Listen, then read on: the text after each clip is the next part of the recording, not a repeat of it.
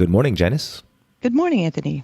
Today we'll discuss how to sell probate real estate when you have a bad neighbor. So we had a recent situation, or let's call it a case study, about how bad neighbors can harm or almost harm a probate real estate sale, and how maybe you can go about dealing with them. And maybe if you have a great professional executor who is experienced, they know how to deal with these kind of sideways situations. Okay, so first, our bad neighbor. So to be specific, we're representing an estate, or I'm the executor for an estate that has real estate and that we need to sell. But while we're going through that process, we have neighbors, who have something to say, obviously. Yeah. So first, our bad neighbor blamed our unit for a water leak. He had water damage in his apartment and in his neighboring unit, and he thought it was coming from us. You know what? That's serious. If Absolutely. Water damages can spread very quickly, and if you get I'm not like a house mold guy, and exactly mold and rot, right? It's a mess. It could compound into bigger problems if it's not addressed quickly. Yes. Yep. So our first tip is take it seriously. Respond and give immediate access to the plumber, the engineer, whatever you need to do to make sure that this is taken seriously and addressed quickly. And when you do that, in our situation, we were in a co-op building. As we've talked about, co-ops are a different animal. But our co-op management was very appreciative at our speed in responding and taking the matter seriously. But it turned out the bad neighbor was just blaming us for no reason, and it had nothing to do with us, and it was completely internal to his unit. So, okay, that's fine. You know what? He didn't know. Who knows? Nope, right? but maybe. Hey, we took it seriously and we looked into it. Yep. So that was our first interaction with Mr. Bad Neighbor. Yep. Second, the bad neighbor then blamed us for insects in his unit. Okay.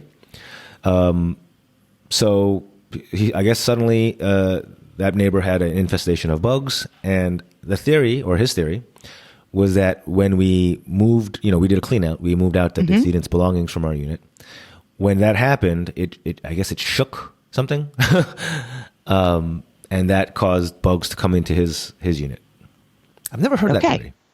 Well, but we still got to take it seriously. Yes, absolutely. Just because, So we're in this position where to get these sales done, you need to kind of get along with everyone, especially the building management.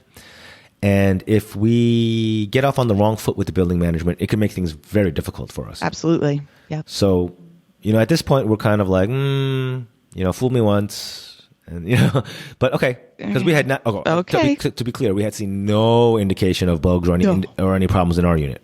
No, but, nothing. Again, take it seriously, respond promptly, and give immediate access to an exterminator of bad neighbors' choosing. Right? Not even our exterminator, his exterminator. Yeah. And again, co-op sees all this, building management sees all this, and is very thankful. Yes. But bad neighbor had cried wolf again. The exterminator was so dismissive of the theory and of any risk coming from our unit, they didn't even bother spraying.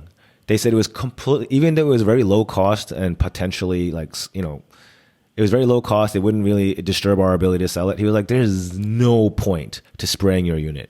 Like, there are no bugs there. It was his exterminator, too. Yeah. Let's not forget. Yeah, not ours. His, yeah. So, again, even despite all this, bad neighbor, kind of huffing and puffing and threatened to block our sale and to sort of lobby the co-op board to not allow our unit to sell. Thankfully, this was strike two for bad neighbor. Right. And the co-op board kind of saw the history of, kind of crying wolf. Right. And, we didn't have to worry so much about the board preventing our sale. They were just like, okay, kind of, let's all just get along. The estate did everything they were supposed to do. So what do you want, basically? Yeah. Estate. Yeah. Professional executor 2, bad neighbor 0. Like, very good. Right. Okay. Not that we were keeping score, right? No. Not at this point, but I mean, So then lastly, those were the last of the complaints, thankfully.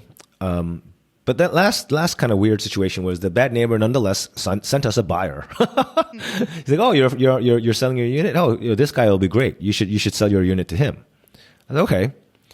As executors, we give, we want to see the market. We see every buyer, right? Right. So bad neighbor vouches. I'm doing air quotes, vouches for this investor buyer, yes. Which is already weird because investors typically don't do well with co-ops because co-ops have so many rules. You can't really flip co-ops it doesn't work out. So already it's kind of weird. But it turns out when the vouched buyer, when the buyer that has been vouched for by the bad neighbor shows up, it's literally a kid, possibly early 20s, most possibly late teens, literally a kid. Yeah. And just based on the language and the demeanor, it's just nothing wrong with him, reasonably well mannered, but he just seemed like a kid who had watched too many TikTok or YouTube videos about how to flip houses and decided he was going to try. And I guess we were the lucky ones to have his first Super. visit. Yeah. And then he ended up offering a wildly high offer, like way over above what the market would justify.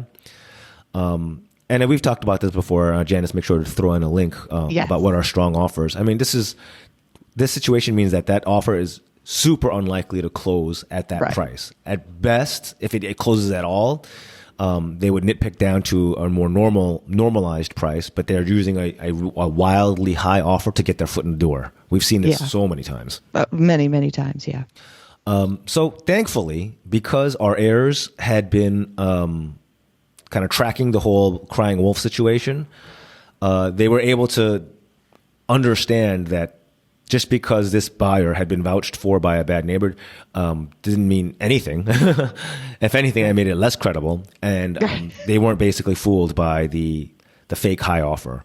Because if this had come in just on its own, the heirs might have reasonably thought, "Hey, why don't we entertain this really, really high offer and see where it goes?" But the fact that the bad neighbor had sent this guy to us actually helped us explain and sort of convince the heirs that this is probably not a legitimate offer, right?